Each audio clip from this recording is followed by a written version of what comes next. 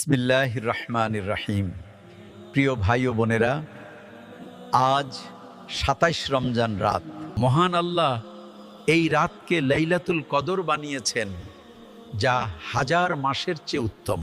রাসূল সাল্লাল্লাহু আলাইহি ওয়াসাল্লাম আমাদের শেষ দশকের বিজোড় রাতগুলোতে কিয়াম করার জন্য উৎসাহ দিয়েছে। এই রাতের ইবাদত, দোয়া, নামাজ এবং কোরআন তিলাওয়াত সওয়াবের অসাধারণ উৎস। একটি ছোট কিন্তু শক্তিশালী দোয়া নবীজি আমাদের শিখিয়েছেন। হে আল্লাহ, আপনি ক্ষমাশীল, ক্ষমা করতে ভালোবাসেন, তাই আমাকে ক্ষমা করে দিন।